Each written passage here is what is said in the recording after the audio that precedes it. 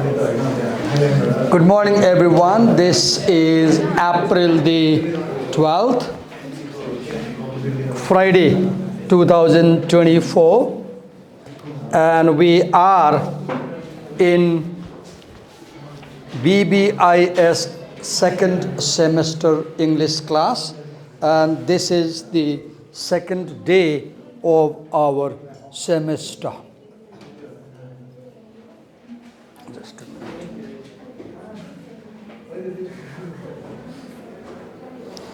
Okay. So in the previous class, we focused on the course description, if you remember. And we learned that this course contains literary readings, and we tried to understand how language is used in literature. And then we said that there are 5 themes or contexts. First was storytelling in business. And the first lesson, the dawn that Luniva is presenting, is based on this theme, storytelling in business. That's a story about the Nike shoe brand. Then we have second theme, ambition, success, and happiness. And if you check the syllabus, within that theme, we have a poem, The Laughing Heart. Then we have another text on happiness and death of a salesman, 3 texts. Then the third theme is inter-cross-cultural communication, Unit 3. We have 4 lessons under that theme. Then we have fourth theme, negotiation and persuasion, Unit 4. And we have 4 lessons. The Flea, a poem, and Shooting an Elephant, an essay, and Steve Jobs' Stanford University commencement speech. Then we have using Toulmin's model of argumentation. That's about how to analyze arguments. Then we have fifth theme, that is critical thinking, creativity, and innovation. And within that we have 3 lessons. Life is Fine, a poem by Langston Hughes, and Creative Destruction, I guess an essay by Adam Grant, and Your Boss Knows More About Innovation Than You by Scott Barkun. And last unit, number 6, is academic writing, where we read about gathering relevant information, understanding the context and practices, and writing and editing. So this was what we did in the previous class. And then if you see in the course objectives, I'd like to spend a few minutes before I call the presenter. The course aims to make you familiar with major themes, as you saw here. Then language skills.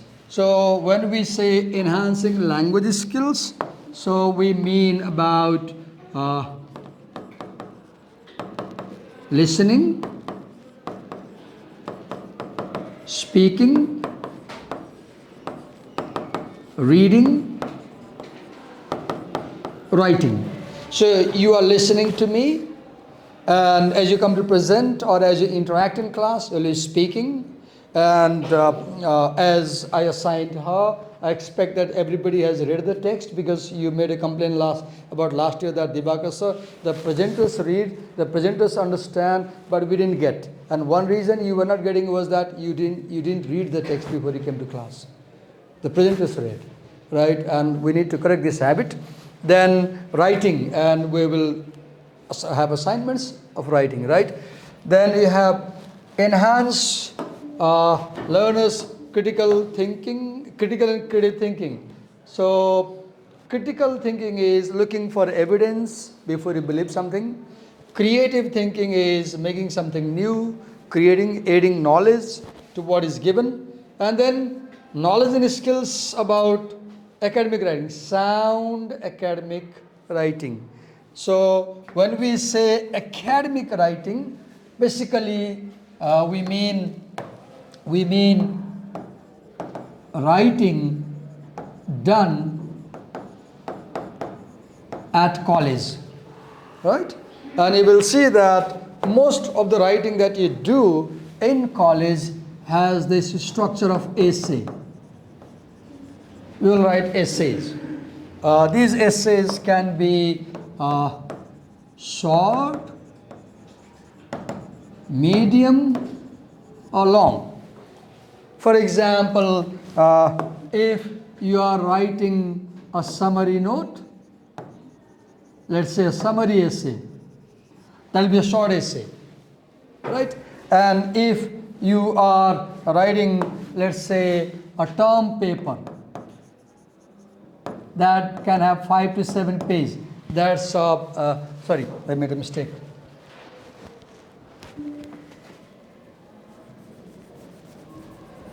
If you are writing a term paper, for example, then that can have medium length.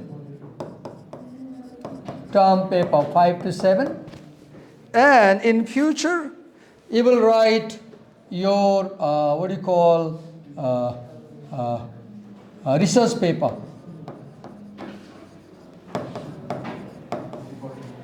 Or a thesis, or I don't know what they call. In 7th semester, you have to present a project report. That will be a long essay. But all these are essays. So primarily at the university, wherever you go around the world, you will be basically required to write essays. They won't ask you to write a poem.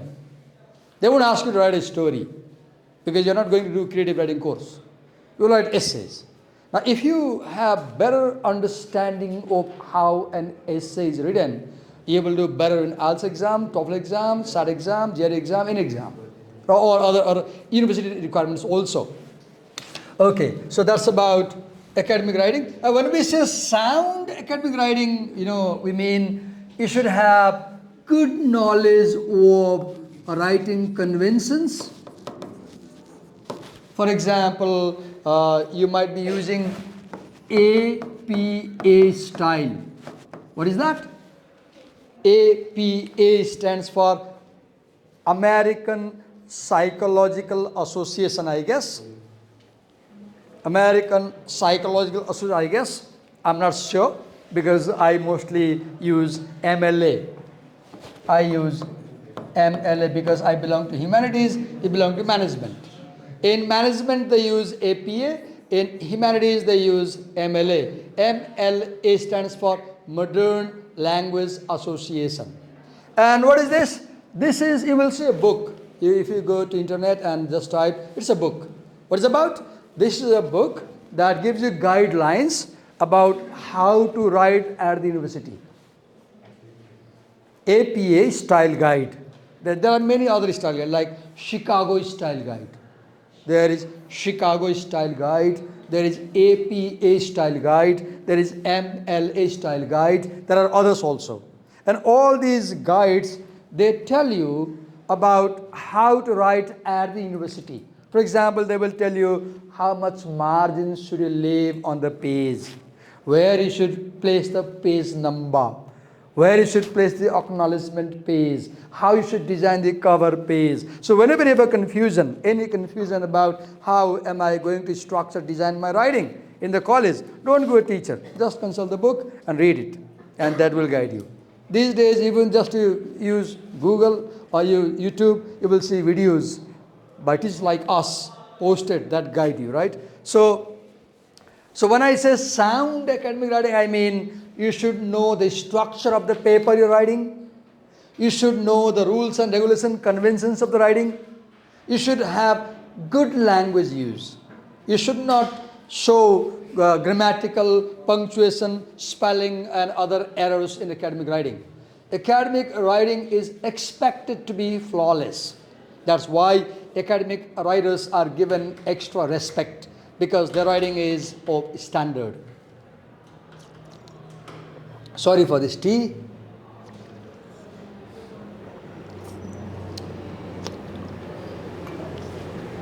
The tea became like a cold drink, okay?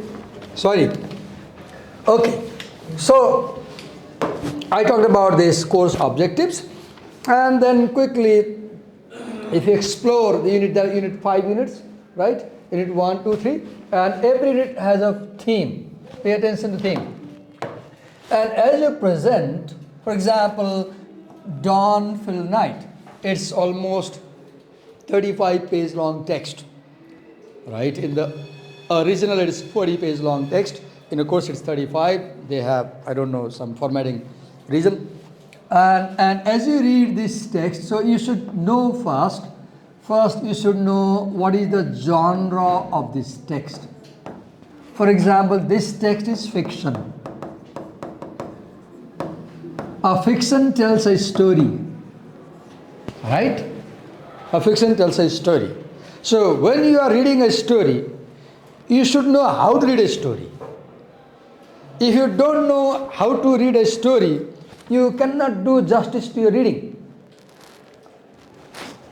I wish we had a camera person with a proper stand, right? So that you could film the class carefully, so that anybody who watches, they might find it useful. Okay, here we go. So for example, the second is also a story. There are two readings, right? The third, it tells how to read a story. So if you are presenting, for example, if you go to this page, let me show you, just a minute. Okay, here.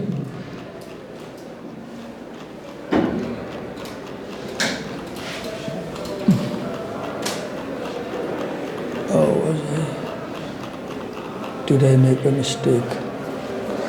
Yes. Yes. For example, on page 53 in your PDF file, you have a note here. The compilers who prepared the course, they have kindly given you some help. So, for example, as you read the story Dawn, or the second text, so what is you looking for? You will look for the 5 elements, right? What are they? Plot, setting, characters, point of view, theme. I'll prefer ordering them this way. First you look for setting. Then you look for characters. Then you look for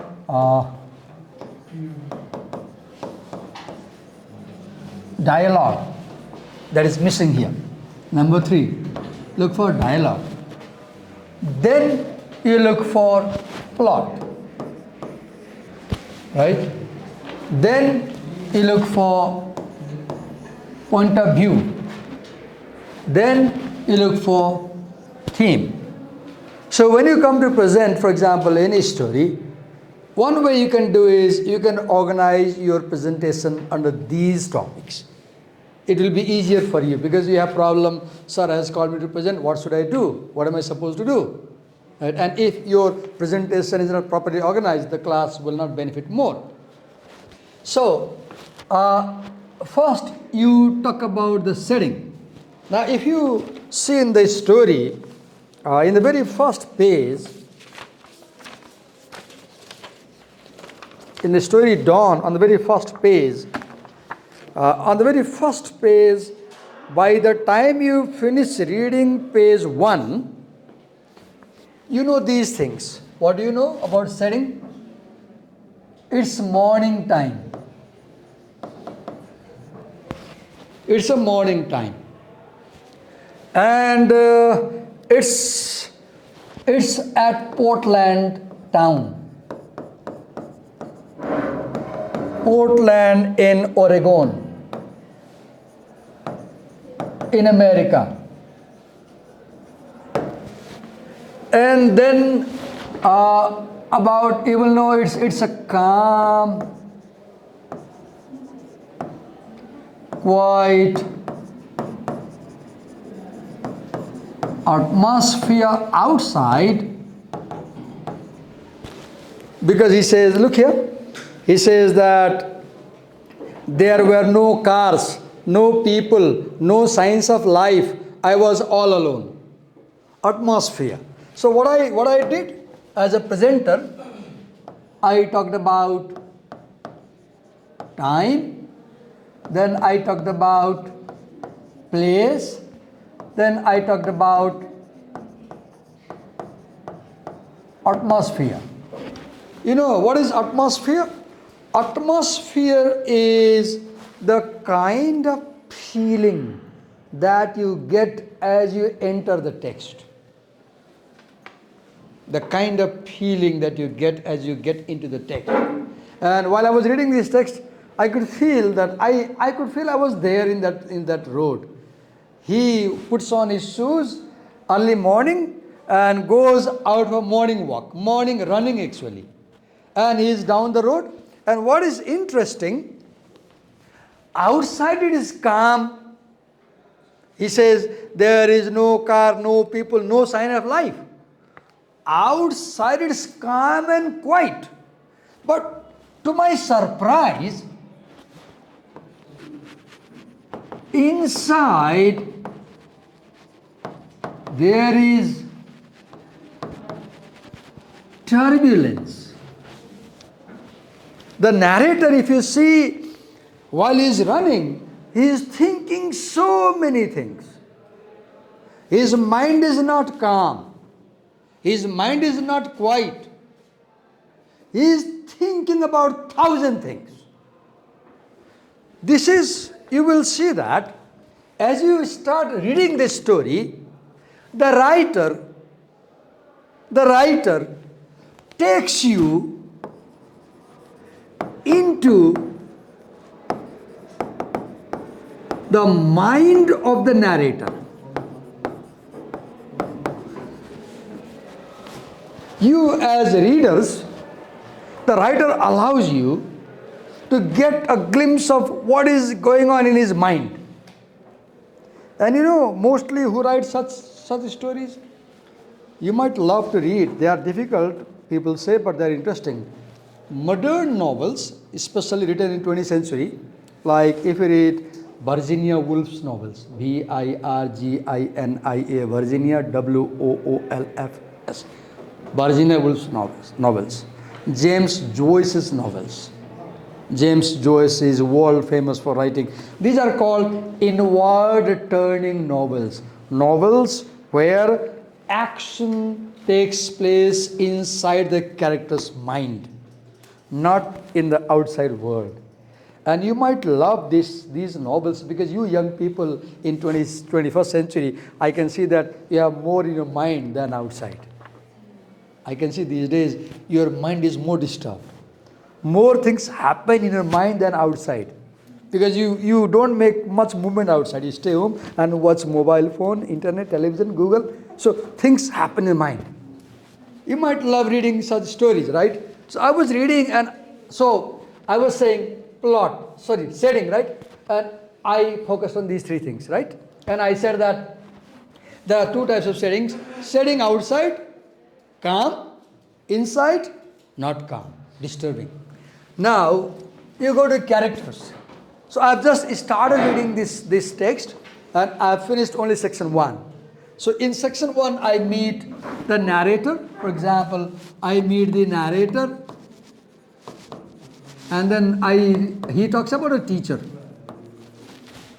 Yes, Niva, right? He talks about a teacher, maybe his teacher. So I can see two people only. I don't see many people in this first section. I haven't read other sections. Then point of view is, look here. As I stand here, I have a frontal point of view. I am viewing you from the front. From the front. And you can also view my front. If I stand like this while writing the whiteboard, now you have a rear view. You have a rear view. This is rear view. This is frontal view. This is sideways view. So one literal meaning of point of view is the point from where you look at something. For example, if I stand here, I have a different viewpoint. And if I'm a student and I'm having a sneak peek, that's point of view. Sneak peek, right? You young people have sneak peeks, right? You are looking at somebody and you want them not to know you're looking at them. So, point of view. Another meaning of point of view is, in literature, point of view means who is telling you the story. Who is telling you the story? For example, if you see this story, you can see it begins with I was up before others. So this story begins with I. So somebody is speaking to you, to us, the readers, right? And that somebody is I. That somebody is I. And technically, this is called first person point of view, right? I is first person, right? And this is called singular, because I is singular. So this is first person singular point of view. And you will see that in such point of view, this is more self-revealing. So when a story begins with I, you know more about that guy, because the I will tell you more about himself, right? So stories that open with I, they may be more autobiographical. They may be more autobiographical. They will tend to talk more about the character's personal life, right? And you will see in your curriculum that the first text, Dawn, is a memoir. Is a memoir. What is a memoir? Where you remember your past. So one assignment can be, let me assign you. When you come to class next time, you bring a memoir about yourself, everybody, where you begin from the time you remember in your life. I remember when I was 3 years old. Somebody took me on a bicycle riding, a boy, and he fell. And he dropped me. And I got a serious cut in my chin. And even today I have the mark here. I have the mark here. It is the mark. Because I hit the pitch road with my chin. I was just 3. I was bleeding. And that boy thought my father would scold him. He didn't take me home. He took me to medical and he just bandaged me. I still remember. Now if I write my memoir, I'll bring my memoir. To your class, I'll bring my memoir. So next time we meet, when are we meeting? When are we meeting? When are we meeting? Next year. Next class. Next year. When is our next class? Next year. Next class. Oh, you wish it was next year, right? It is literally next year. When is the next class? Today is Friday. When is the next class? 2018. Sunday? Sunday? Tuesday. Okay. On Tuesday, you will bring a piece of writing to me titled, "This is my story." This is my, what is the title? Or you can choose any title you like. But you will bring as many pages as you like, and your pages will narrate your life story. Okay? And we will reward that writing which seems to be very honest and which is very appealing and which draws our attention because it has so many things. So coming Tuesday, everybody in this class will come to class with their memoir. Okay? What are you bringing to class coming Tuesday? Your memoir, your story. And Divakar sir also will bring his memoir, his story. And we will choose one and we'll reward. And the best memoir writer will get a prize. Is that clear? Is that clear or not? So I was talking about point of view, right? So I said there is first person point of view. It can be singular or it can be plural. It can be plural, right? Next is second person point of view. What is the second person pronoun in English? What is the second person pronoun in English? You. So in second person point of view, the story will use the word you often. You don't know who is speaking, but the speaker often says you. And you don't know who is this speaker. In that case, this is rare. Second person narration is rare. Now, then you have another where they write he, she. The story opens with he and she. That is called third person narrative. It might be plural as they. Right?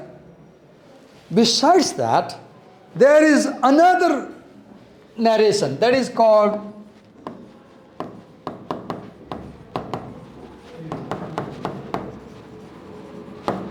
omniscient narrator.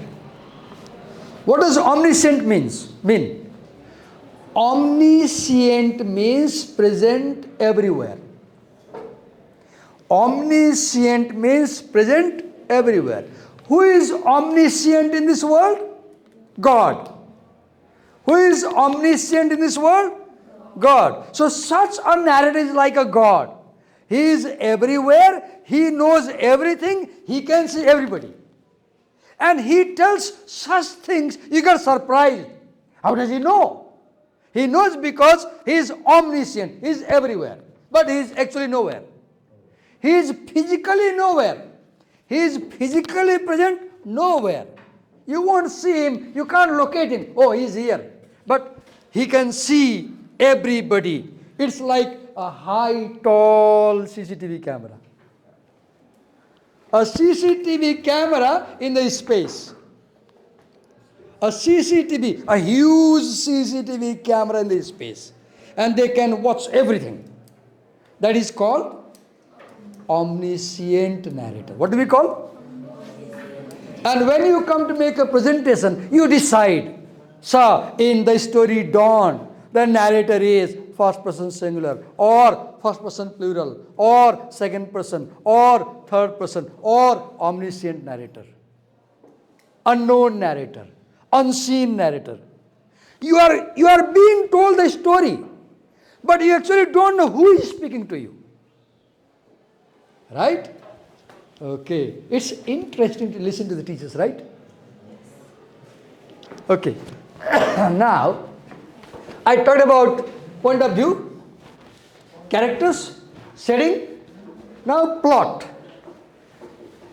The best way to know plot is, as you read,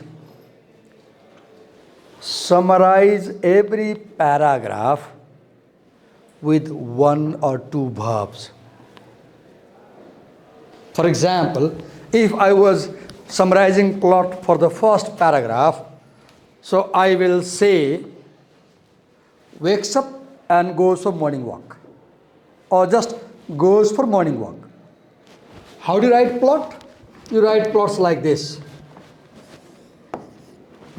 When you read this story, you write plots like this.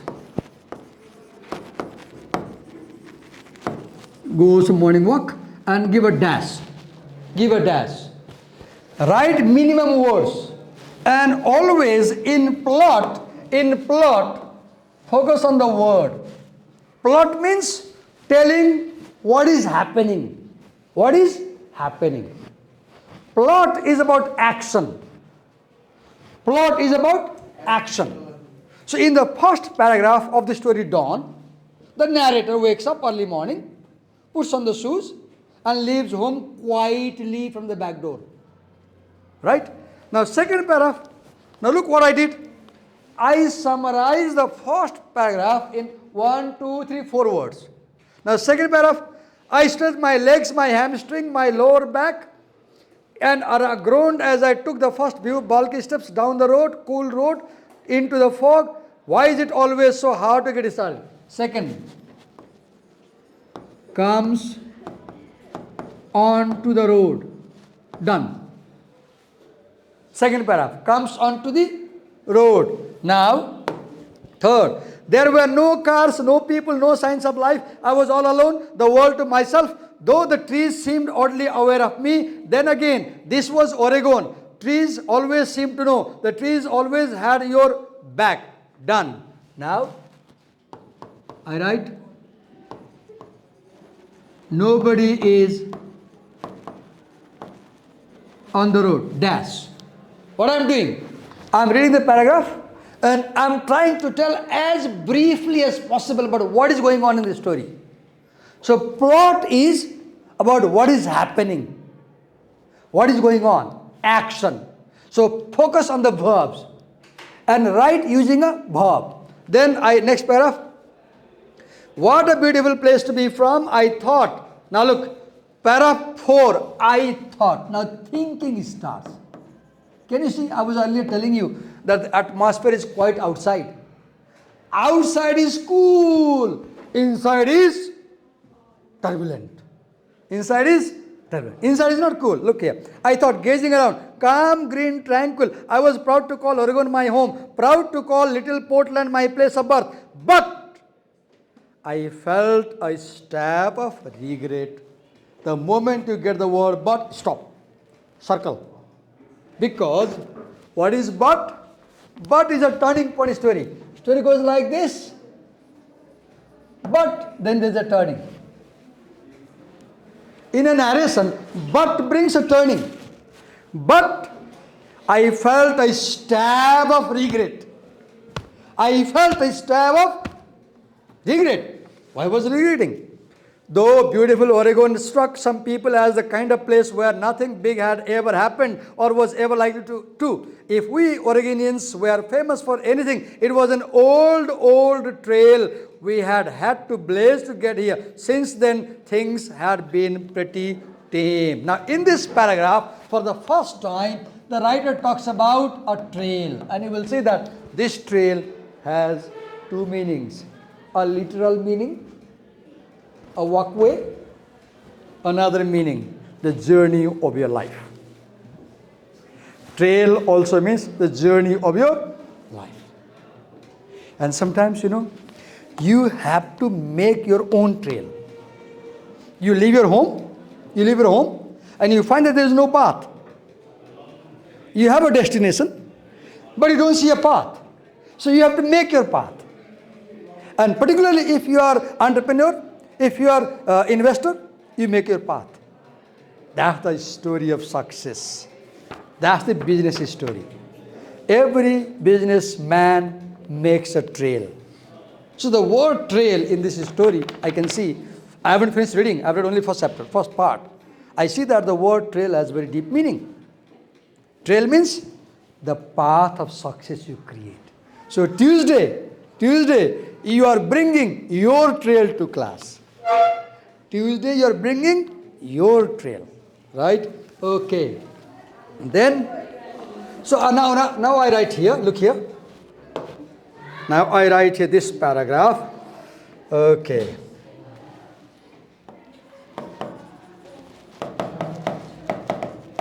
Start thinking. And reflect. Look what I did. 1, 2, 3, 4.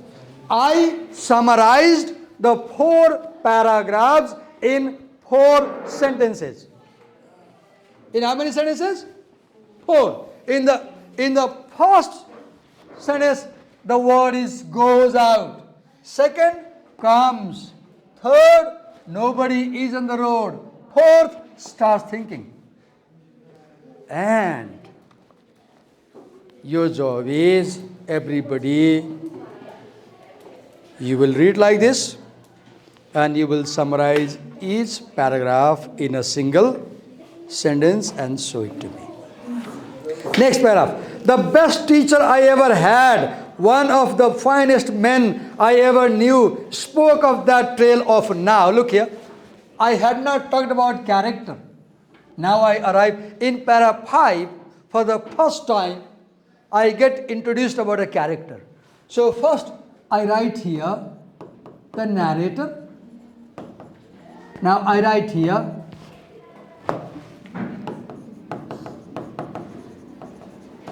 his teacher. As I read the story, I go on making notes. The moment you encounter a character, stop and note.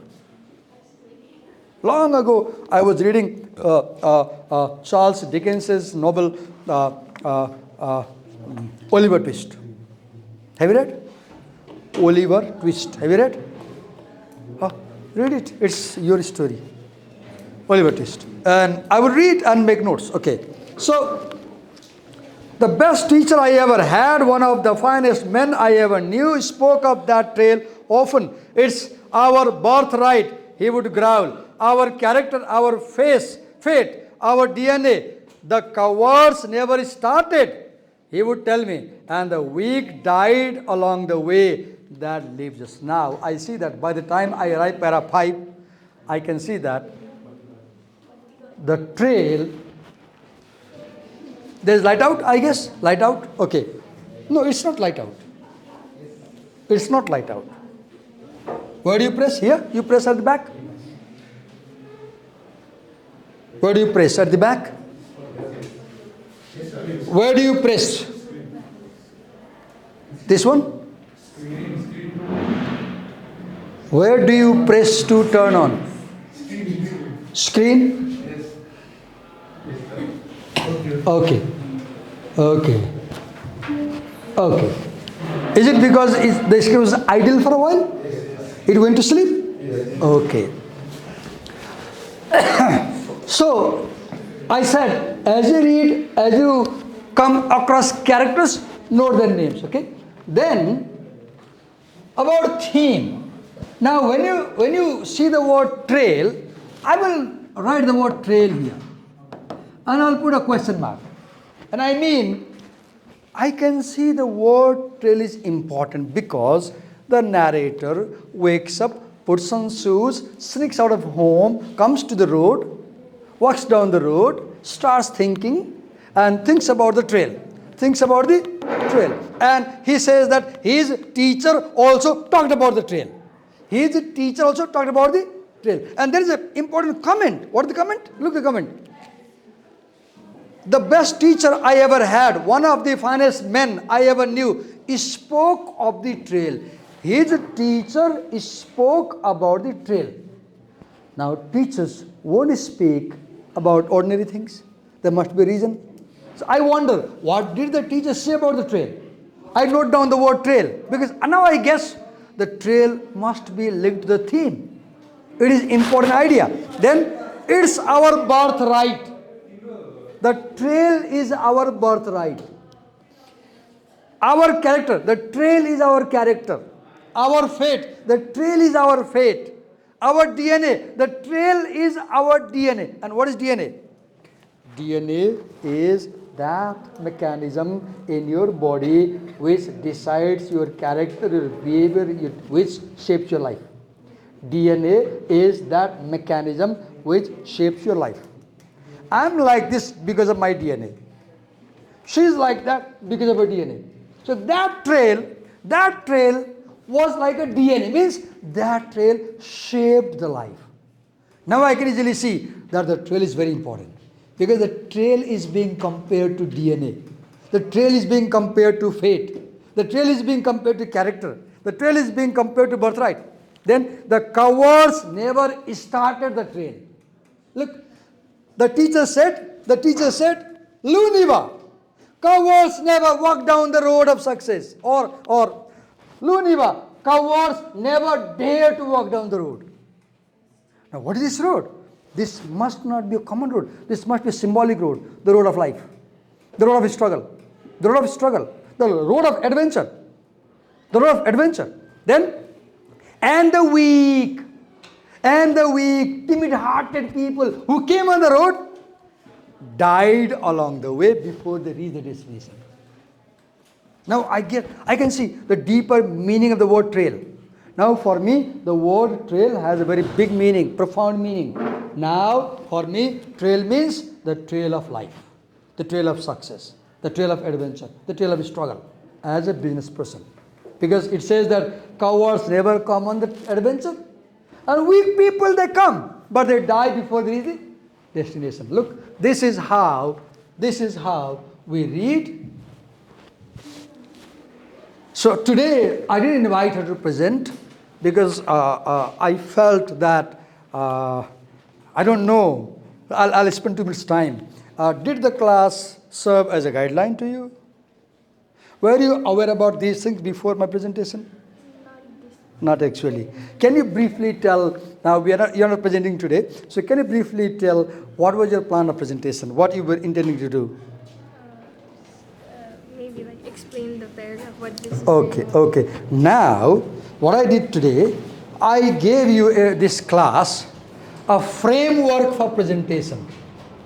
I gave you a framework for presentation.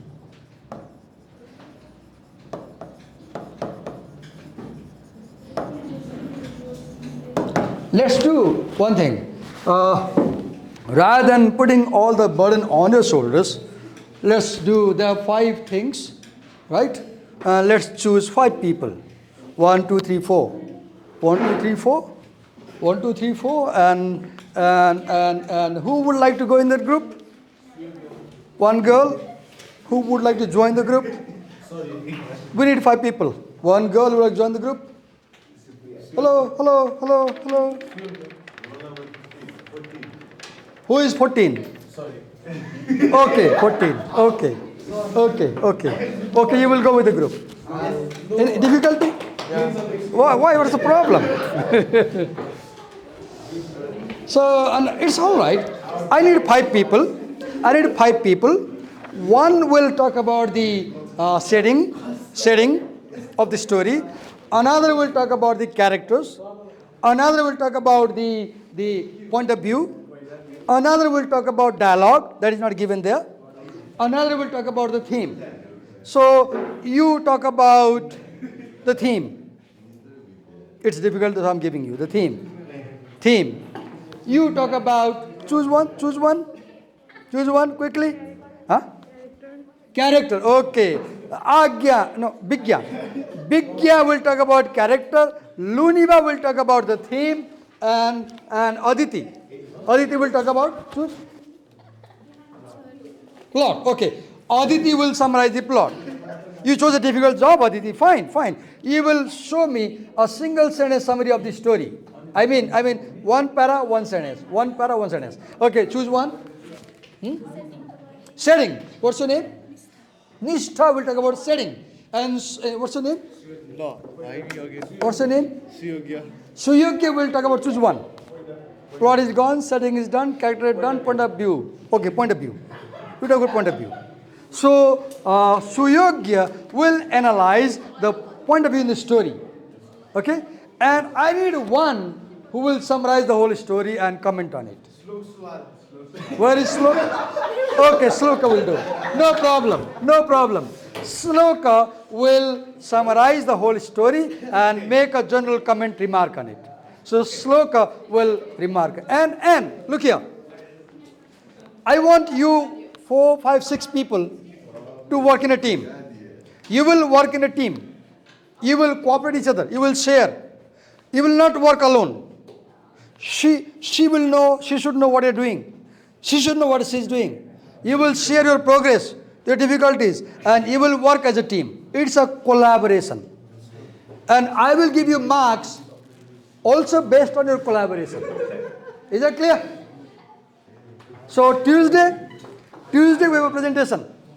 And on Sunday, Monday, you can take my time if you need help. Okay? Any questions? Thank you. Shall I stop? Thank you.